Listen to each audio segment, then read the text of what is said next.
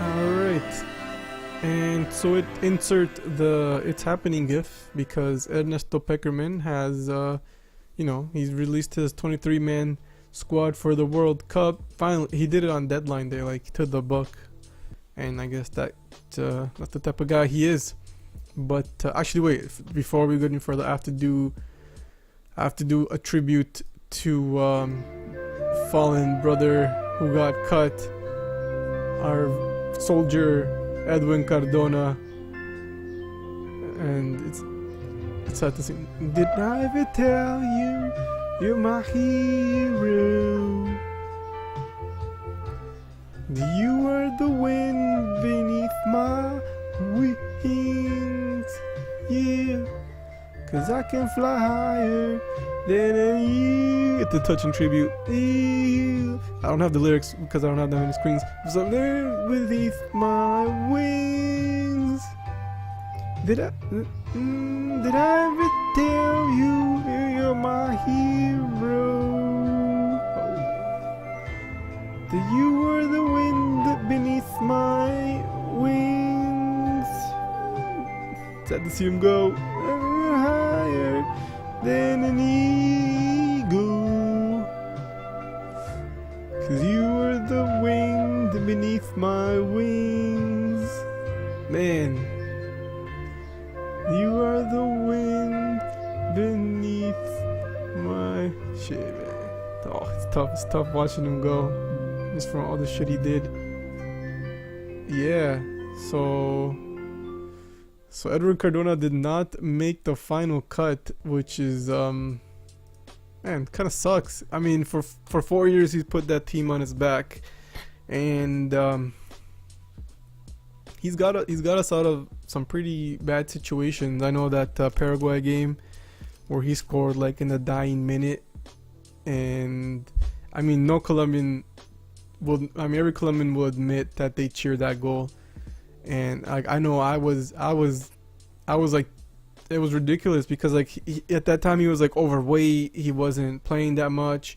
There was a lot of criticism following him from Mexico because of all the weight he gained, and then I think he got subbed like the last 10 minutes of the game. It was like one of those LOL, time waste subs.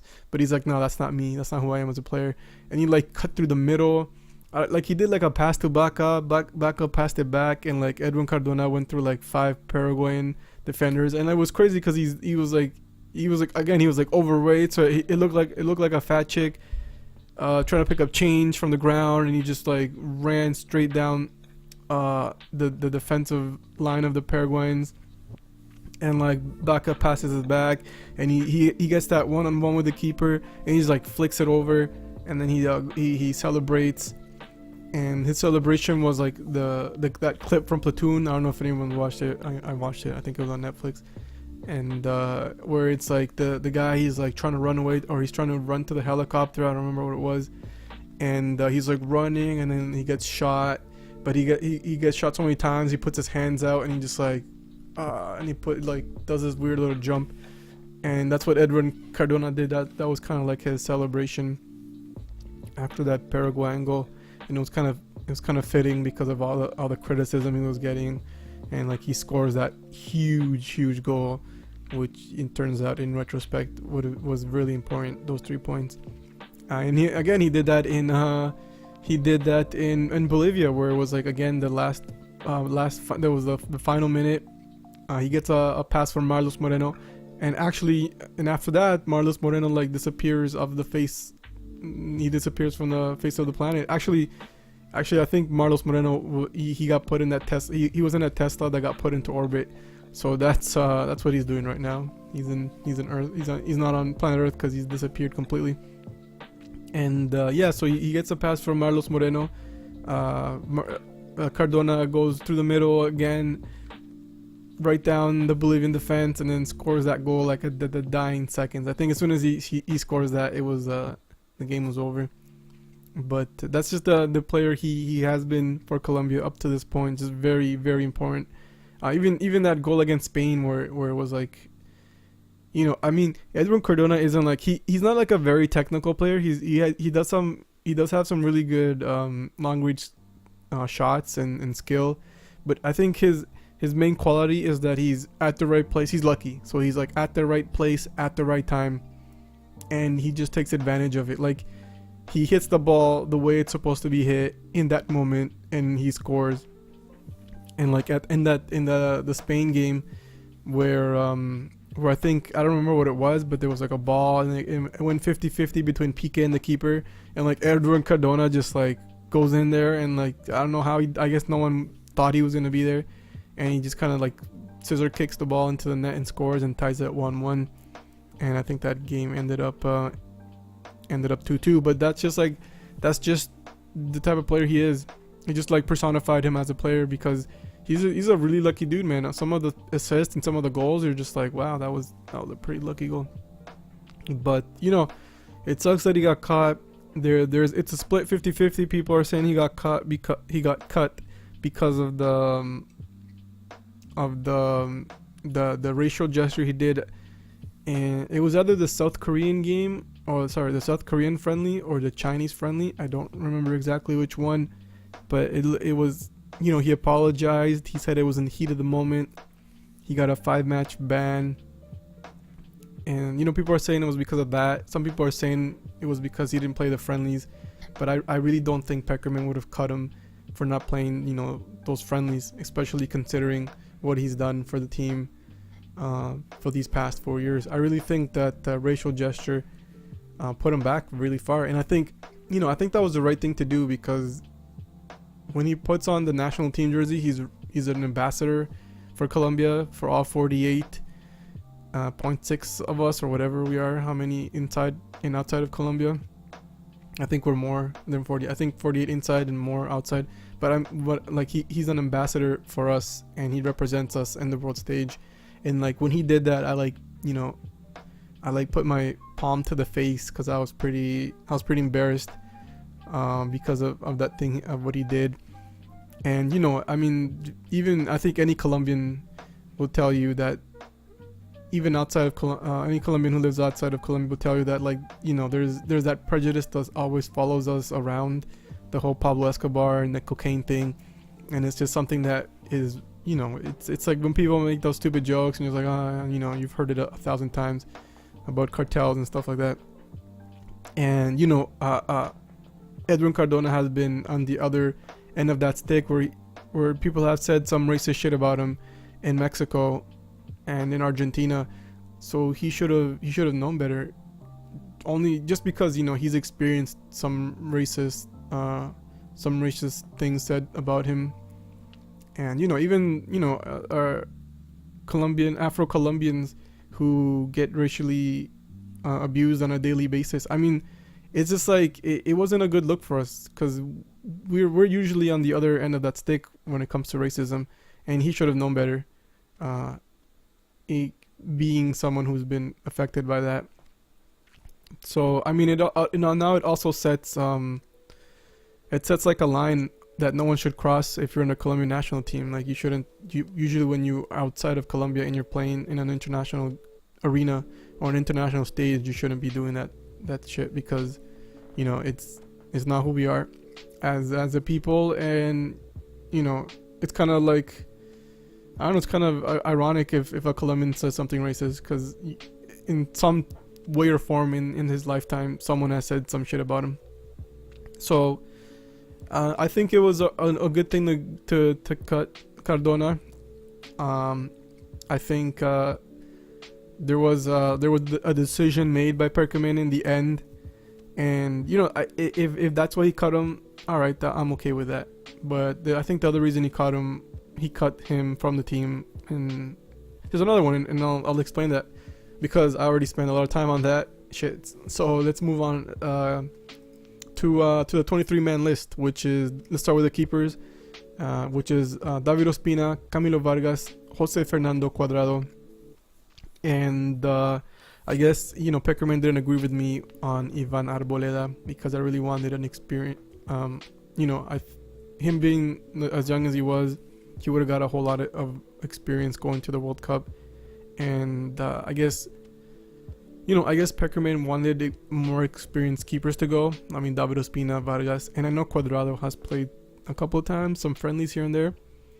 And I think maybe the train of thought there was, take experienced goalkeepers so you don't get, too many mistakes. I feel like the last couple of games in the Champions League kind of showcased how much a goalkeeper mistake costs, and it costs a lot. And I think Peckerman just wants to avoid that. And maybe he'll give Ivan a chance for Copa America next year or in the qualifiers coming up. But yeah, like I said, I mean, the third keeper isn't going to play at all. So that's why I would have taken Arboleda. Because he could have used that experience going there. He could have talked to the national team technical trainers, the goalkeeper trainers in the national team. Maybe he could have gotten some tips on how to train or maybe on his diet, stuff like that. So I think that was a missed chance for Peckerman. But honestly, I think this is his last World Cup for Colombia. Maybe he has the Copa America next year and then that's it. So he's not really thinking too far ahead, which is fine. He's probably going to retire or move on to something else. But yeah, those are the keepers.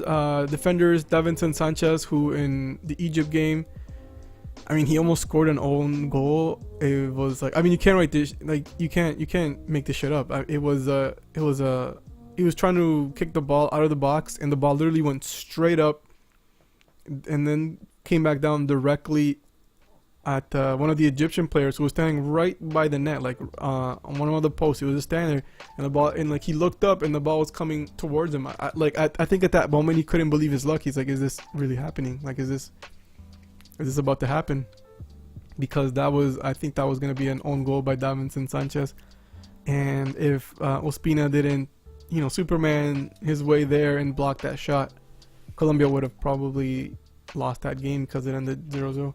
So, I mean, Davinson Sanchez, he almost cost us that game. So hopefully he gets, these couple of practices that are left, he gets some time to sharpen his skills. And hopefully he doesn't do that in the World Cup, because that would have been embarrassing. And alright, and then Yerry Mina, I mean, he did good against Egypt, and he looks sharper now. I know he hasn't gained a lot of playing time in Barcelona, but this last game he looked pretty sharp. Santiago Arias, I liked what he was doing against Egypt. He was going downfield, providing the crosses, penetrating the Egyptian defense. And I think that's what we're going to need in the World Cup. Just Santiago Arias to be doing that all game. Try to unbalance a couple of teams.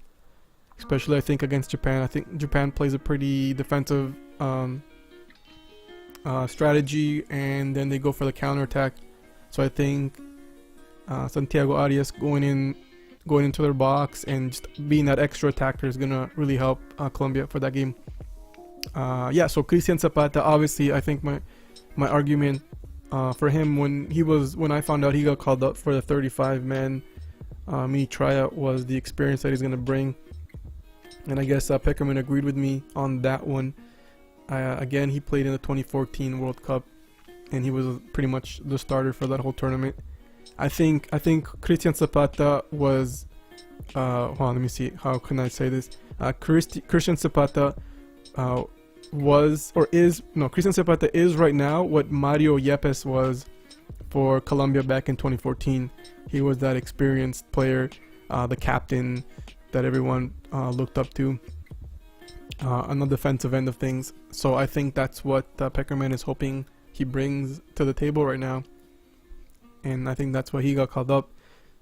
Frank Fabra, again, I'm not surprised that he's probably the best Colombian left back we have at the moment. I don't see anyone taking that spot from him. Johan Mujica, he's a left back too. Maybe he's a multi positional player, because Santiago Arias doesn't have his sub, someone that could sub in for him in case he gets injured or tired. So I think Peckerman Peckerman just has a lot of confidence in Santiago Arias, considering that for Frank Fabra he brought in Johan Mujica, who plays in the left back position. So I guess that's okay. And then we have Oscar Murillo, and I think it was the toss up for the defensive end of things, because he could have taken William Tecillo, but I guess Oscar Murillo, won that spot over William Tecillo, and that was the reason for taking him. I know Oscar Murillo gets injured a lot, so I guess he impressed Peckerman enough to not have to bring William Tecillo, and then Peckerman took Johan Mujica instead.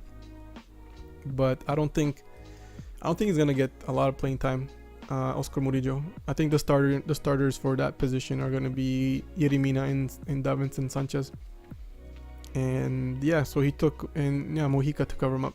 So that's the defenders. The midfielders, there's a couple of things about there's one more thing about the defense that I thought was really interesting, and that is Stefan Medina did not get fucking called up. And that's probably like every Colombian just exhaled at the same time, because there's no point on having him called up. He's like the bad talisman for Colombia, and no one knows why he's getting. Actually, no, I did hear something. I heard that Stefan Medina is married to one of Peckerman's daughters, and so I think that's the reason why he's always getting called up, because Peckerman now he calls him up, and now his daughter's there all the time, and they can talk or whatever, or they get to go spend some time together. But I think that's the reason why. I don't think it was the sex tape at all. I'm pretty sure it was that Stefan Medina is married to one of Peckerman's daughters. So mystery solved, everyone. Now we know why that is, and we can all be happy that Stefan Medina didn't get called. Thank God, because that would have been terrible. I think there would have been a riot. I think people would have burned shit in Colombia if Stefan Medina called up. But all right, so the midfielders, and also there's a couple of interesting things about the midfielders, about the midfield that Peckerman did differently this time around than last time. This time around he only called 8 midfielders. He usually calls 9, but he, instead of 4, and he used that extra guy, and he called 5 forwards instead of 4. And for me, that's not a good thing.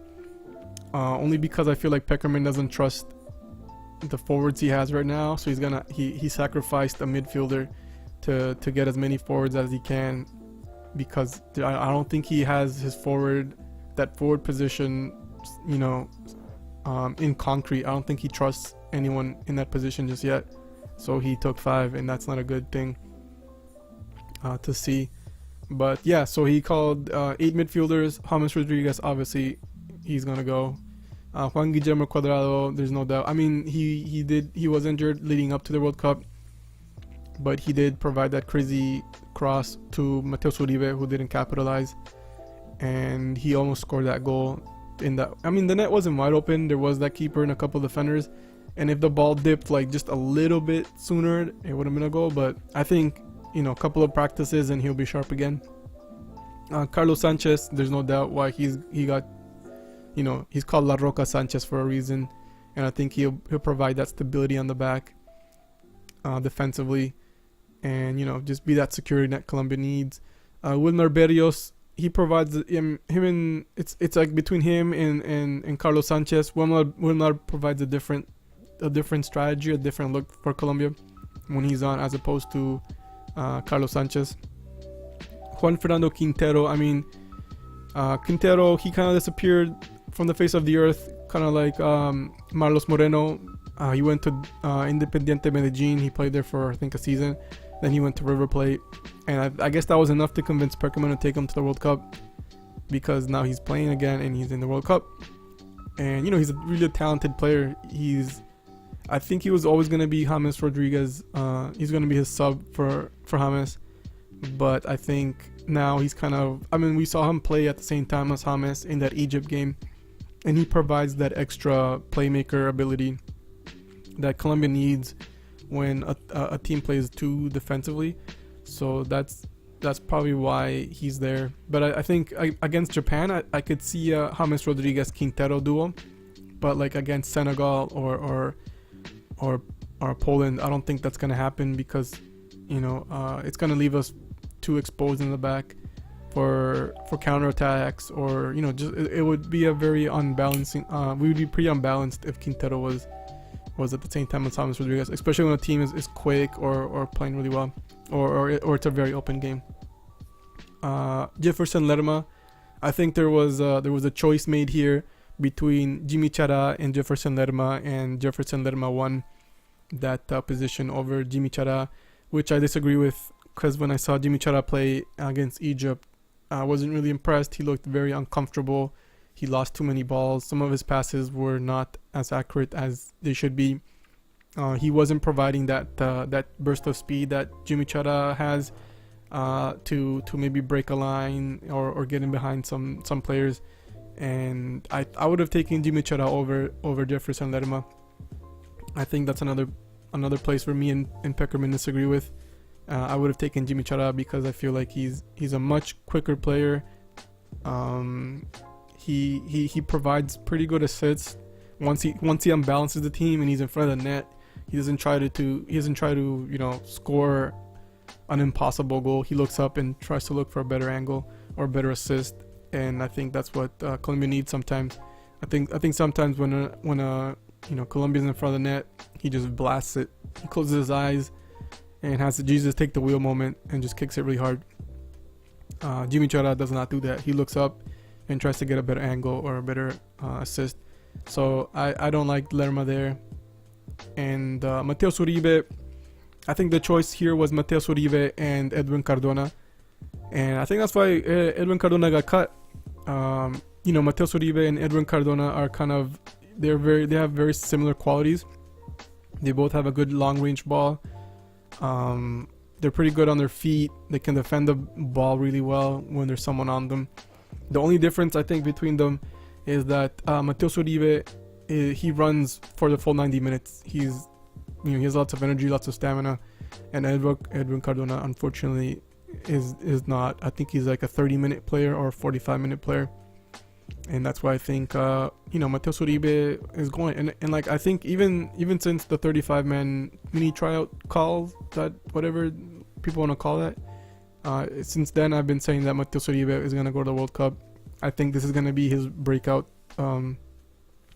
tournament, and after this tournament, a lot of people, are gonna know his name. They're gonna know who he is just because of the things he's gonna do. So I'm excited to see him. I'm excited to see Mateus Uribe in that list. I know he's gonna do well. Abel Aguilar, he's like the guy in the back who does a lot of work, but we don't see it. Whenever he plays, Colombia wins, or plays really, really well. I know a lot of people are kind of scratching their heads. He's like 34. He plays for Deportivo Cali. He doesn't play in Europe, so it's like, why is he there? And I think that's good that Peckerman took him. Peckerman saw past that, and he sees Abel Aguilar for the player that he actually is. And he's that type of player that he adds that calmness to Colombia. Like I mentioned before, when Colombia scores a goal, they try to quickly get a second one, and then sometimes backfires with a counter, and then they get scored on. Abel Aguilar, he provides that pause in the game, and he passes the ball, and it frustrates the opposing team because now they're 1-0 and they're chasing the ball, so it like frustrates them even further. And I think that's what Abel Aguilar brings to the table. In the forwards, so the forwards again, like I said, there's 5: Falcao Garcia, Luis Muriel, Carlos Vaca, Jose Izquierdo, and Miguel Angel Borja. I always liked Falcao, Luis Muriel, and Jose Izquierdo. I always thought they were good. I'm surprised he didn't give Duván Zapata a chance, especially over Vaca. Vaca has disappeared from the national team for the last 2 years. He's been, it's just been a dry run for him. He hasn't scored anything. I don't think he even scored in any of these friendlies. Even against France, I don't think he scored. And Miguel Angel Borja. Borja has never really impressed me since I've seen him play for Atlético Nacional. I know he scored those goals leading up to that Libertadores win, but I always felt you could have put anyone in that position in that Atlético Nacional team, and they would have scored those goals, just because that team was stacked with talent, and anyone could have scored the goals that they were getting from Lobito Guerra, Magnelli Torres, Marlos Moreno when he was at his peak, which was like 18, which is sad to say. Like, he peaked at 18. But yeah, I never really got impressed by Borja. When he plays for the national team, sometimes I see him walk. He doesn't really press the opposing team. Just looks like he doesn't care. So I just think he doesn't have he doesn't have the greatest attitude.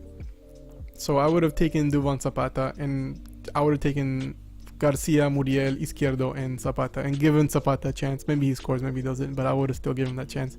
Because I'm pretty sure he's going to play Falcao Garcia at the front in a 4-3-3 or something like that. But yeah, those are the 23 people that got called up.